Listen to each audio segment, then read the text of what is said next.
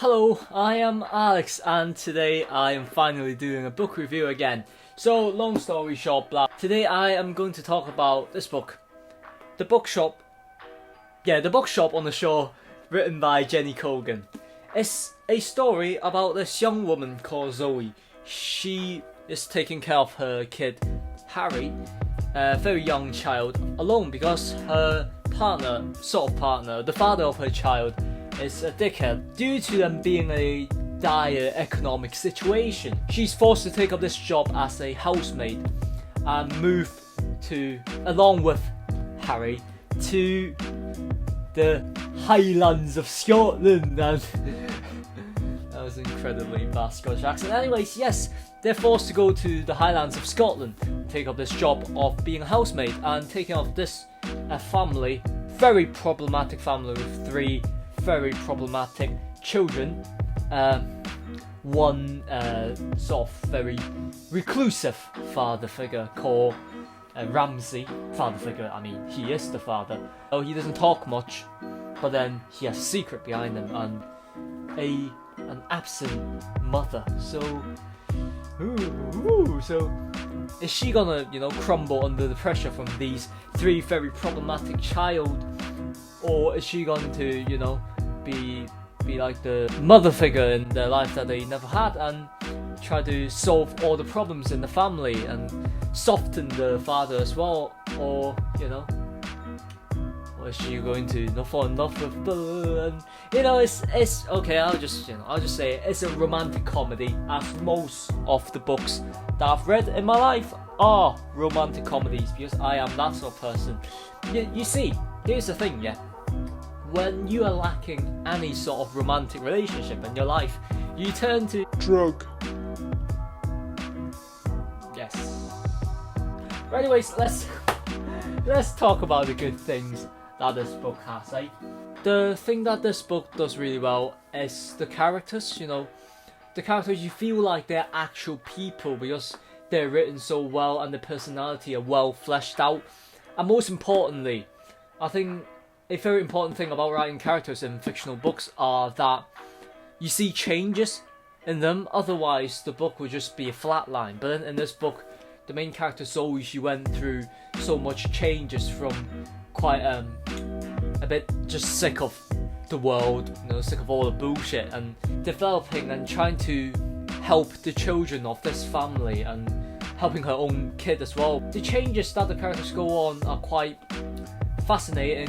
And also the character Ramsey, the male protagonist, the father, he's also a very interesting character because you don't know much about him until like halfway through the book.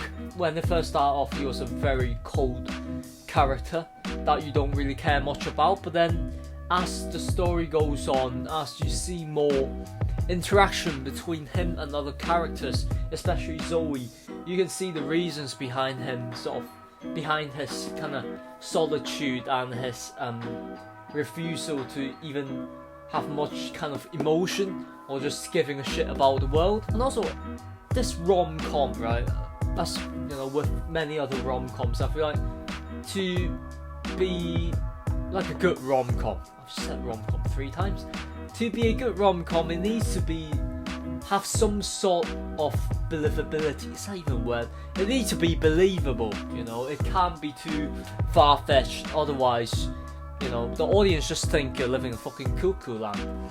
And this book does it very well.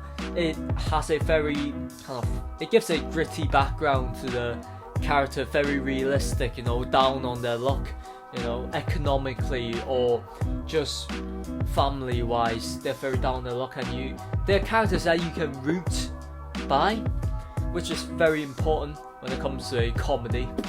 I think the romance in this book worked was because of the contrasting personality of the characters. Zoe, right, she's a bit sort of sick of this bullshit, but then kind of character, but then at the same time she really wants to help the children of that family and also obviously her own kid.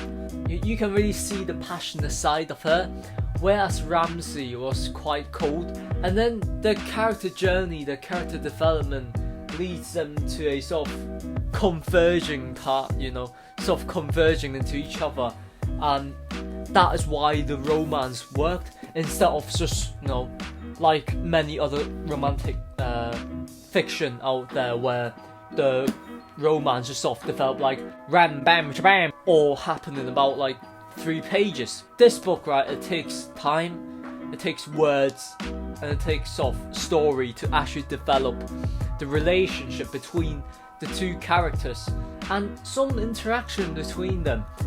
You can actually see that happening in real life, which I think is, you know, quite sweet and quite charming. And the fact that they sort of went on this converging path is quite satisfying for readers when they, you know, actually finish the book. You know, when they actually finish the character progression, the readers feel a sense of satisfaction. So anyways, in conclusion, as our book review goes, what do I think about this book? I think this book, as I mentioned, is very mature, which sets it apart with like other kind of romantic comedy books that I've read in the past. Not saying the other are bad, but this one is particularly mature, and it's just a good read. You know, it's not quite long, it's quite short, but then quite fun as well. So I really enjoy that. I really enjoy the charm it brings to the table, and it's just fun to read. You know, I really love the book, and I'll give it a 9 out of 10 because it's a good book and I enjoyed it. You know. Fuck you. Okay, so that's the end of the book review. But you know, here's some update on as to why I didn't do a book review for so long. I haven't done a book review for so long, for 2 months, to be precise, because I have loads of schoolwork to do. I had English, I had economics, I had I forgot. So a lot of work to do. I didn't have time to film these sort of book review videos. Even today is kind of half-assed, but you know, who cares? No one's even watching now, you know, it's the end of the video. Everyone's fucking left after 10 seconds. So yeah, pretty fucking depressing. Anyways, yeah, that's the end of the video. If you enjoyed that, smash like, subscribe, share, fucking yeah. Yeah, so watch the things. Yeah, it'll be on the screen. Anyways, yeah. So have a good day, have a good laugh, and have a good life. Bye.